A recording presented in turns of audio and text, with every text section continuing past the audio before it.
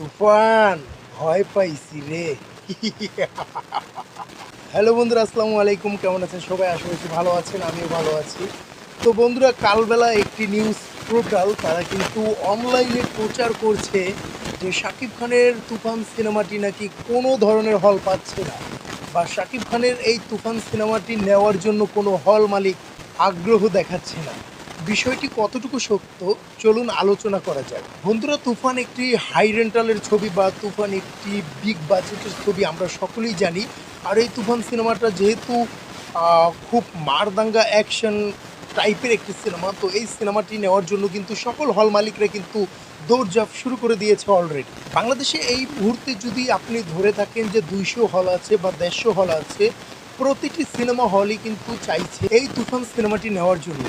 অন্যথায় তারা অন্য কোনো সিনেমা কিন্তু তাদের প্রেক্ষাগৃহে চালাতে চাইছে না। বন্ধুরা, তুফান সিনেমাটি কোনো হল পাচ্ছে না, বা তুফান সিনেমাটি কেউ নিতে আগ্রহ দেখাচ্ছে না, বিষয়টি নিতান্তই গুজব।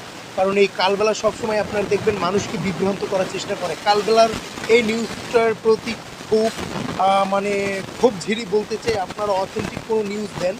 যদি কোনো ধরনের উল্টাপাল্টা নিউজ দেন তাহলে কিন্তু সাকিবিয়ানরা বসে থাকবে না। তো আপনারা একটা জিনিস মাথায় রাখবেন, শাকিব খানের বিরুদ্ধে নিউজ করার আগে একবার ভাববেন মাঠে কিন্তু সাকিবিয়ানরা থাকে, মাঠে কিন্তু অল টাইম সাকিবিয়ানরা চোখ কান খোলা রেখে তারপরে কিন্তু বসে থাকে। আপনারা নিউজ করলেন কি যে তুফান সিনেমা কোনো হল পাচ্ছে না, ব্যাপারটা কি এরকমই?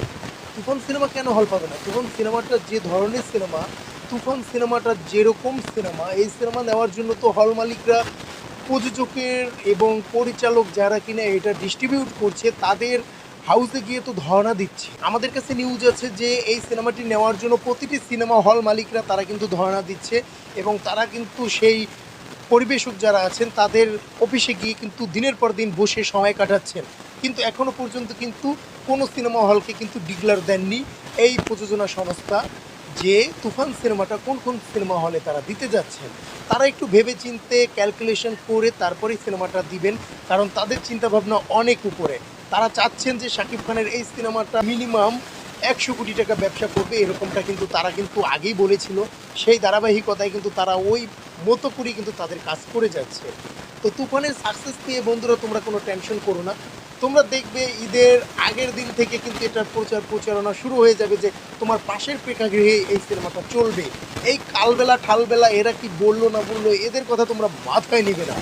বন্ধুরা, কালবেলা বা বলেন বা অন্য কোনো নিউজ পোর্টাল বলেন, তারা কিন্তু অথেন্টিক নিউজ দেয় না। শাকিব খানের পিছনে সবসময় শত্রু লেগে থাকে, শাকিব খানের সাকসেস দেখে অনেকেই জ্বলে, সেই জন্যই কিন্তু অনেকেই উল্টাপাল্টা নিউজ করে। তো আমরা এই সমস্ত উল্টাপাল্টা নিউজকে গোনায় ধরি না। আমরা যারা সাকিবিয়ান আছি আমরা জানি শাকিব খানের তুফান সিনেমাটি যদি 200 প্রেক্ষাগৃহ থাকে 200 প্রেক্ষাগৃহে চলবে, এমনটাই কিন্তু প্রিপারেশন চলছে। একটি সিনেমা হলও বাদ থাকবে না।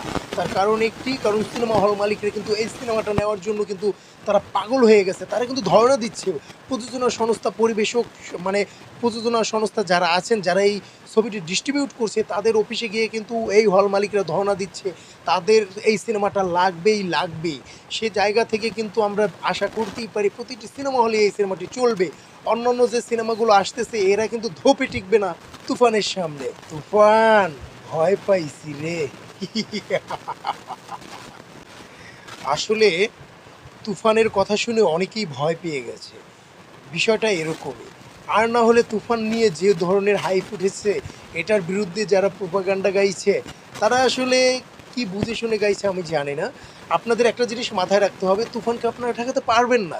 তুফান শাকিব খানের সিনেমা, তুফান সাকিবিয়ানদের সিনেমা। এই তুফান তুফানের গতিতে চলতেই থাকবে।